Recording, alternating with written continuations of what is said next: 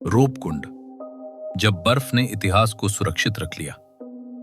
हिमालय में एक झील है जो पानी से नहीं, हड्डियों से भरी है।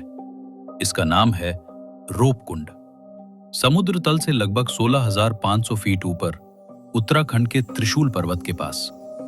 1942 में ब्रिटिश गार्ड जब इस क्षेत्र में पहुंचे तो उन्होंने जो देखा वो अकल्पनीय था। झील के भीतर और आसपास सैकड़ों मानव कंकाल। पहले लगा शायद कोई सेना मरी है या कोई महामारी, पर सच्चाई इससे कहीं अधिक जटिल थी। 2004 से 2019 के बीच अंतर्राष्ट्रीय वैज्ञानिकों ने रोपकुंड के कंकालों का डीएनए विश्लेषण किया और जो सामने आया उसने सभी धारणाएं तोड़ दी। वैज्ञानिकों ने पाया ये कंकाल एक समय के नहीं थे, ये लोग एक ही क्षेत्र के नहीं थे। इनमें कम से कम 3 अलग अलग समूह थे। समूह 1, भारतीय उपमहाद्वीप। सबसे पुराना समूह लगभग 9वीं शताब्दी का था। इन लोगों का डीएनए भारतीय उपमहाद्वीप से मेल खाता है। संभावना है ये किसी धार्मिक यात्रा या तीर्थ यात्रा का हिस्सा थे। समूह 2, भूमध्य सागरीय आश्चर्य। सबसे चौंकाने वाला तथ्य, कुछ कंकालों का डीएनए ग्रीस और क्रीट जैसे भूमध्य सागरीय क्षेत्रों से मेल खाता है। ये लोग लगभग 19वीं शताब्दी के थे। प्रश्न ये नहीं था कि वे मरे कैसे, प्रश्न ये था वे हिमालय पहुंचे ही क्यों।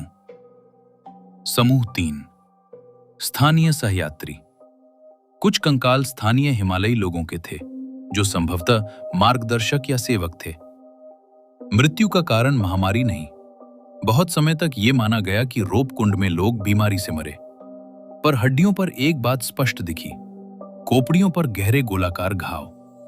वैज्ञानिकों ने निष्कर्ष निकाला, इन लोगों की मृत्यु अचानक भीषण ओलावृष्टि से हुई। इतनी बड़ी और तेज ओले कि उन्होंने सीधे सिर पर वार किया। जलवायु वैज्ञानिकों के अनुसार ऊंचाई पर मौसम कुछ मिनटों में बदल सकता है। रोपकुंड क्षेत्र में आज भी अचानक ओलावृष्टि रिकॉर्ड की जाती है, पर प्राचीन काल में जब कोई आश्रय नहीं, कोई चेतावनी प्रणाली नहीं, तो पूरा समूह कुछ ही क्षणों में समाप्त हो सकता था। स्थानीय लोक कथाएं कहती हैं, देवी ने अपवित्र यात्रा पर क्रोध किया।